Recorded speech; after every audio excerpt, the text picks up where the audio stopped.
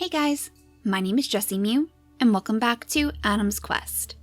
In the last episode, Medley made a very unfortunate discovery when he was left all alone in the savanna grass. He actually found our very first hyena on this entire island so far. Now keep in mind that we've been in the savanna for over 20 days now, because we're just about to unlock our big ears. And we have not seen a hyena in this grass since we landed. So it was a very, very unfortunate turn of events that just after he was left all by himself, someone decided to swoop in and attack him. The one silver lining is that he can actually take care of the hyena now, but he is very, very hurt. If he uses his 2 turns to take out the hyena entirely, he's going to have to rush to his mother's side to see if maybe she can heal him. Maybe he'd call out with their familiar songs, trying to get her attention, because with all of his wounds, he can only stumble into the center of their little territory. So we'll have to see if maybe she can make her way through the grass, though she's already at a disadvantage because she doesn't have the healing fruits that her family is so well known for. So even if she does manage to get to Medley's side before he succumbs to his wounds, she's not going to be able to do much more than just lick his wounds and try to soothe him. Dusty, of course, is quite worried too. That sound alone, that mournful song, is probably enough to put any creature on edge. I think if Harmony heard it, she would probably assume that her family is just sad that she left, so she has no way of knowing that she needs to return home to pick up the pieces. In fact, with her new budding little family in the nest, that is literally the last thing on her mind. We'll go ahead and let her breed again with Valentine, so she can hopefully have a baby soon, because I do know that we have another one of those rogue males wandering around their territory, so we want to be mindful of which females we leave unprotected. Wildfire is very close to the outskirts right now too, so we'll keep an eye on her. And I feel like Taduk would probably want his guards to linger on the outskirts anyway, just in case, because if he heard those songs, that would be a little bit more worrying. He doesn't know melody himself, but he does know the story of the fires, and maybe he thinks this is a warning song for that. So all of our creatures at this point pretty much have a different interpretation of those songs, and Harmony isn't too willing to tell them otherwise, simply because she doesn't want to be connected to that goddess of flames. Sapphire, in the meantime, is going to have to come over to her father's side because he is just about to pass away, and it looks as if he'll be passing very close to where his mate did before, which I feel like is very fitting. He never did want to leave her side. Moonstone was the creature who taught him courage, and without her, he knows that he wouldn't have had all of the adventures that he was able to. We'll have Onyx stay by his side too, as he continues to sniff around for areas to bury all of their remains, because we still do have quite a bit of work to do. It looks like we have a route way up here by our beacons, so maybe they could let Onyx know. But otherwise, we'll just have him clear out the grass, so we don't have any more situations with those pesky hyenas. Yeah, I am shocked that this is our first hyena encounter. 24 days in the savannah, and the only danger we had were the fires themselves. And of course, the lack of energy too, with all of our big-bodied creatures. But we've been able to overcome that so far, with the big ears that we're breeding into the tribe, and now even the lean body, way over on the other side of the island. Hornet's little family is growing steadily, and there you are, little guy. At least this one came back. I was a little bit worried that he was going to get picked off again by our beacons. We're pretty lucky that Hornet doesn't know what took place that day. Though I wonder if the rogue male's brother was doing a little bit of snooping. Maybe he has discovered what did take place. Maybe he found his brother's remains, and that's why he came back over here to let Hornet know, and Bee and all of their little babies, that they don't have to wait anymore because he's never coming back. Hornet, I feel, never really gave up on his partner. He was always hoping that he'd see him come stumbling through the savanna grass, and I mean, even now he might find it hard to believe. But he has to stay by the little baby's side because B is just about to pass away too, and we don't want to leave Flea unprotected. It must be a difficult thing for Zircon to come to terms with, because of course he has been bound to the family of bears and bees. But now his duties can be passed on to Soot and Flea, so he still has creatures to travel around with.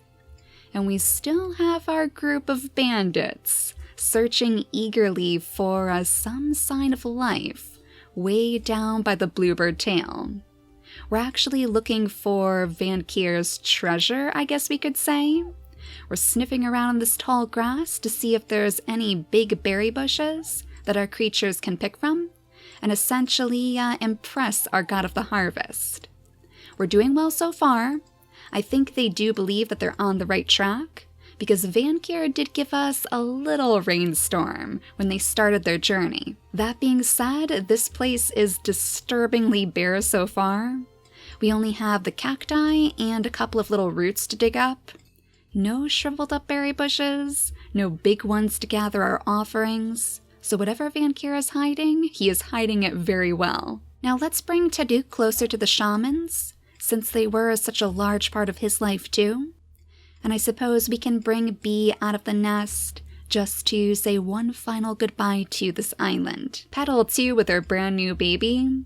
Might as well pick up some of the grass around her, as the rogue male also waves one final goodbye to his last baby. I figured he wouldn't stick around, but it's kind of interesting, because he seems far more interested in the lives of his babies than I was expecting. But that should be the last of our turns, so let's go ahead and skip the day. Though I am going to zoom in on Medley, just to see if he's alright, because he should be taking quite a bit of damage thanks to all of that bleeding.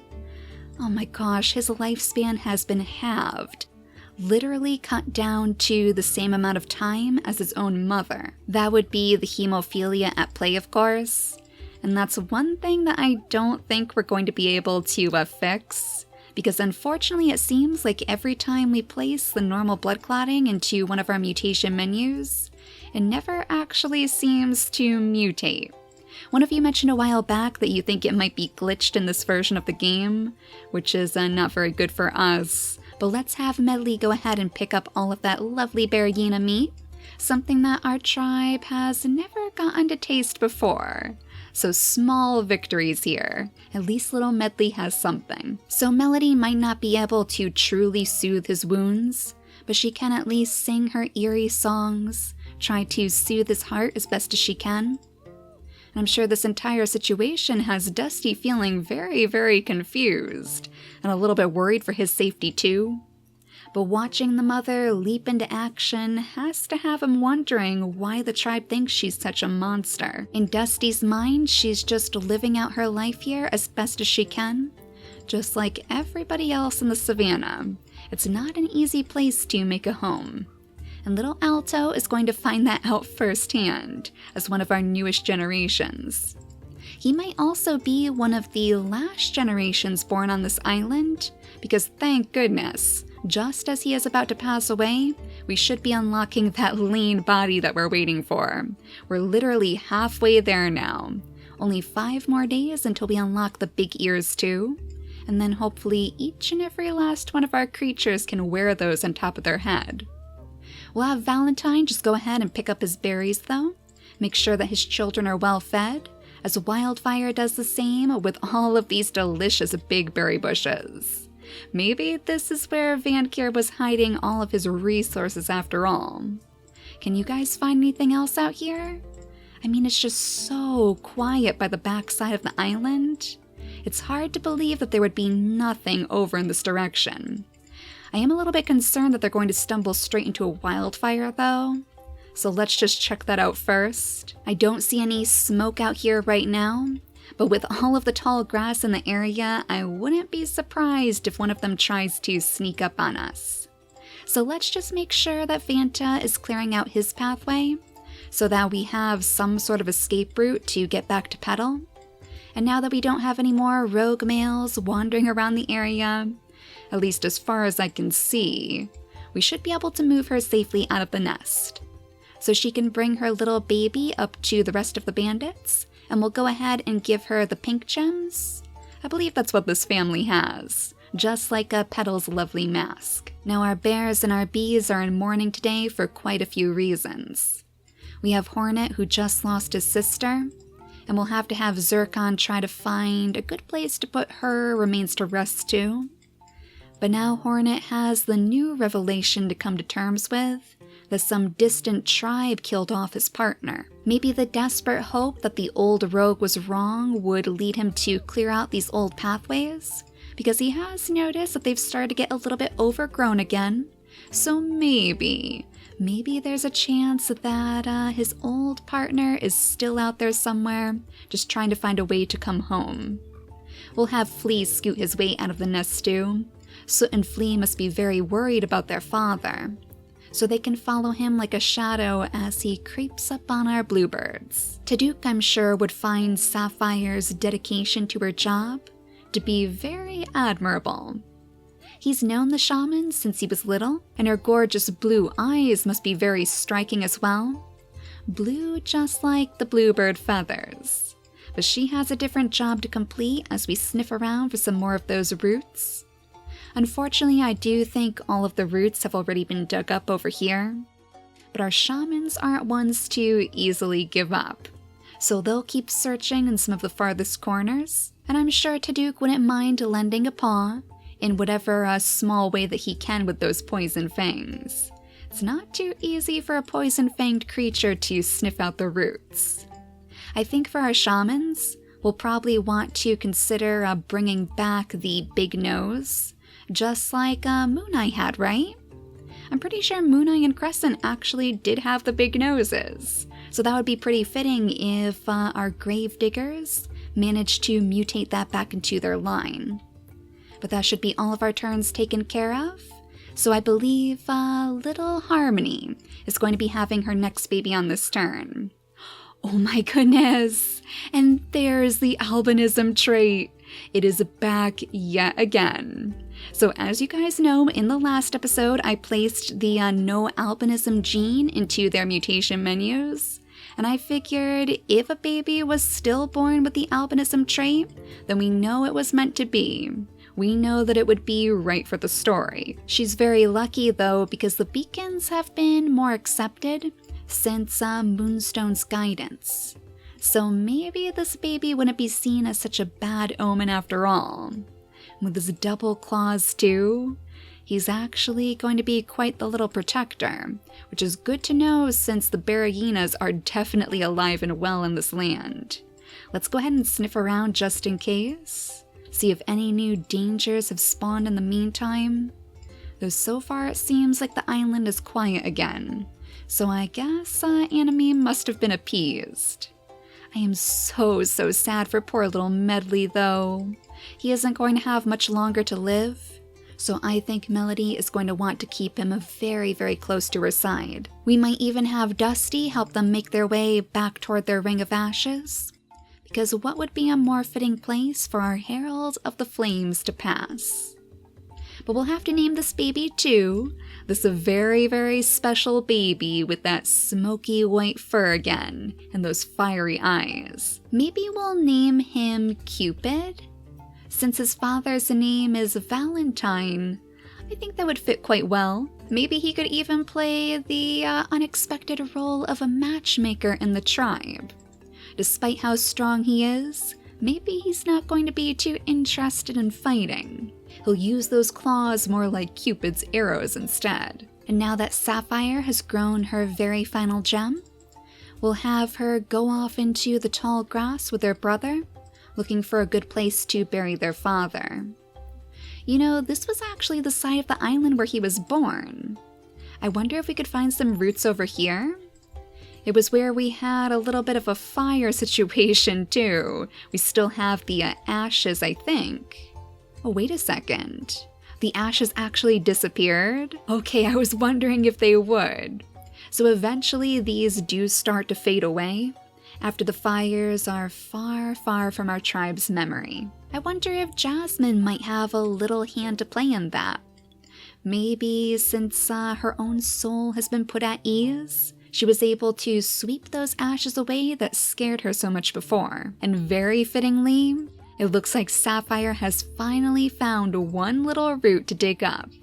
So this is where she can bury her father, which is a pretty fitting place anyway, so close to where he was born, but also so close to those ports, because the old island is a very important part of his origins too. So now that that very important task has finally been put to rest, maybe Sapphire would be a little bit more willing to potentially listen to Duke, who is hoping to start a little family of his own.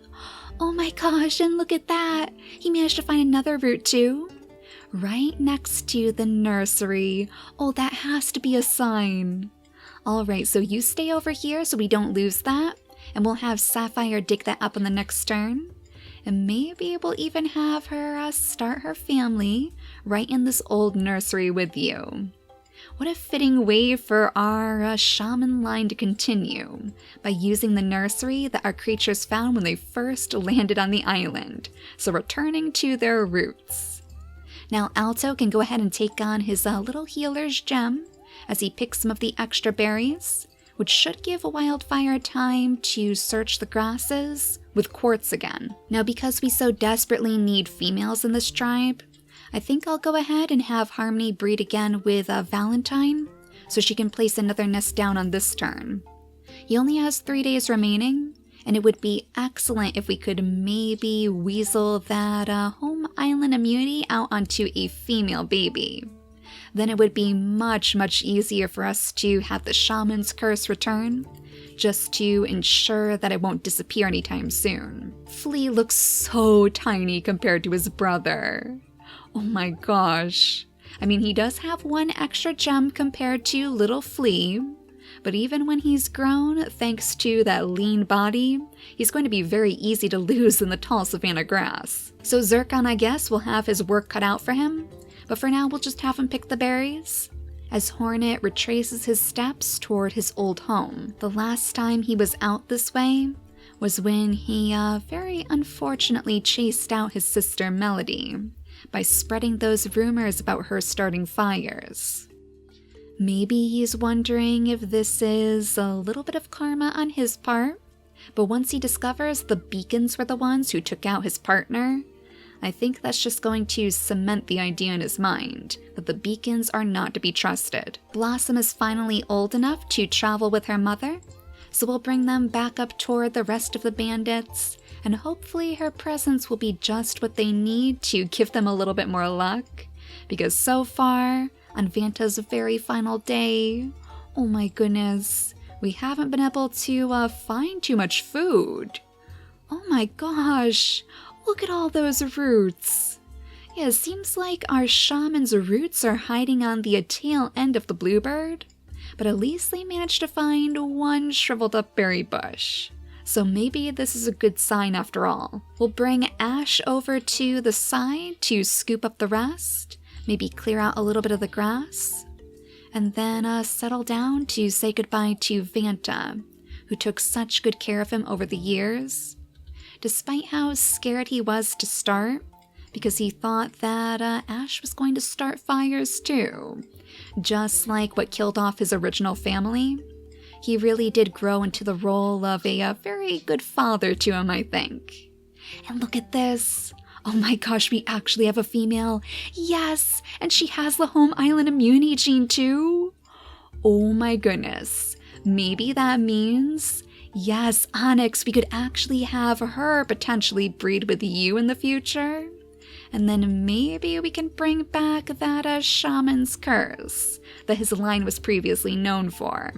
Then we won't have to worry about losing the home island gene at all. She's yet another orange flame, and yet another creature with the crown of bones on her head too, so it would be very fitting for her to get to know the shamans. I think we will just very simply name her Song, because it goes very well with their family's musical theme, and it's a pretty cute name anyway. And now Valentine can rest very easily, knowing that his family will survive and thrive in the savannah.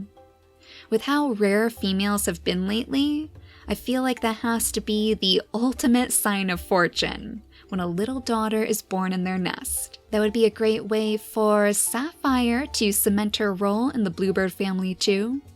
But first, I just want to sniff around again, make sure we don't have any lurking berrynas now that we know they're around, and then we can bring Sapphire over to the nest to dig up that root, of course, but then to have a baby with Taduke. So we'll want to make sure that we place the stripes into her mutation menu, because that's very important for the bluebird line. But then we also wanted to consider maybe having different colored eyes for each of the generations of shamans. I remember you guys were looking forward to seeing the violet eyes in the bluebird line, so let's see if we can weasel that into their genetics. We can try yet again, as we always seem to do, to mutate the normal blood clotting onto their babies too, but I'm really not expecting to see that gene.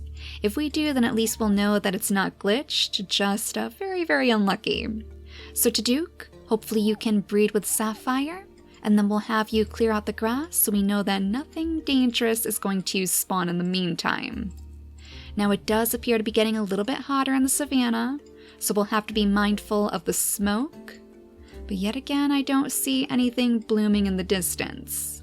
Not even over here where Melody is so torn up about the fate of her son. Let's have Medley make his way toward the ashes first. I think she would want to find a good nest to settle him down in, and we already know that there's one around here somewhere. Dusty was doing a pretty good job excavating the area to find those little clues of the previous civilization. And are there any more roots that you could possibly dig up out here? Well, it doesn't really seem like it, though we do, oh, there we go. There's a tiny, tiny little root way out here by the ocean. Well, I wonder who he's settling down over here. It wouldn't be Vanta, I'm afraid, because he's just far too far away for our shamans to recognize his passing. I mean, I guess there's always a chance that they could feel it in the distance, but it's going to be up to Ash to see if he can dig out the graves himself. Maybe Petal and Blossom can lend a hand, though their energy is not the greatest. They don't have the lean body or the big ears to aid them when it gets super, super hot in the savannah. Likewise, we'd better bring Zircon up to his bears and his bees, because even though there's still food left behind in their old home, he doesn't want to let these guys escape his watch. He made a promise to Bee and just to his family in general. As one of the shamans, it's his job to make sure that they're safe. Or maybe the better way to put it would be that it's his job to make sure that their minds are soothed, that their souls are always at ease, and that is certainly not what Hornet is feeling right now. He's getting very, very close. I'm sure he could probably spy some of these families in the distance as he watches from the tall grass. But he's lucky because he blends in very well. So who knows, maybe they don't see him lurking about. But as our beacons and our guards continue to carve their pathways deeper and deeper into the grass, I'm starting to wonder if maybe Kirkir has eyes for wildfire. Maybe that's why he's decided to stick around for so long. He always seems to be by her side, so who knows, maybe they're hoping to start a family together too. They would just need to stumble their way into a brand new nest, and then I'm sure they would take that as a good sign for their potential family. But let's see what the next generation of bluebirds is going to look like. Oh my goodness! Well, for starters, a giant fire just popped up in the middle of our territory. Like there was no warning for that one. Oh, that is not a good sign. And I know that Hornet would take that as a sign from all of those beacons in the nest. He knows they're bad news now. Oh my gosh, and Sapphire, you even have a little fire sprouting over here, just like before. Oh, and Onyx. Oh, you've caught the attention of yet another Berryina? Yeah, now they're all crawling out of the woodwork. So very strange. It's almost as if we've summoned all of these terrible disasters at once. Are you the only Berryina in the area? Yeah, looks like there's no other major dangers. So we just need to get some of our guards over here to protect our poor shamans, our poor defenseless shamans. And Heatwave is not going to be able to lend too much of a hand. In fact, it's Taduk himself who might have to take care of the Bergina for us, or even Cupid. As much as he would loathe to get his claws dirty, because he's not a fighter, he is a lover after all. He might have to toss aside his ways just to keep his tribe safe. But at the very least, we can check out this baby a little bit more, because his eyes looked so interesting. He has the violet eyes that we were hoping for, but in the savanna grass, they almost look like blood red. You'll be able to see it a bit more once he finally opens them. It's similar to how the savanna heat drains the color out of the blue eyes. Very, very mysterious. And it makes me wonder if that's what's kind of stifling the shaman's powers. We'll name him Sugalite for his eyes, after a type of purple gemstone. And since he doesn't bear the striped markings of Adam, I think he would be a little bit more connected to the shaman line anyway. So we'll wait for somebody to be born with the stripes, if the flames don't get to them first. That's going to be very, very difficult if this starts to spread. I mean, this entire part of the tribe is under attack right now. They are going to have a lot to take care of in the next episode. Hopefully they'll be able to weasel their way out of this, as Hornet watches from the distance with his family. But for now, thank you all so much for watching, and I'll see you all next time. Bye, guys!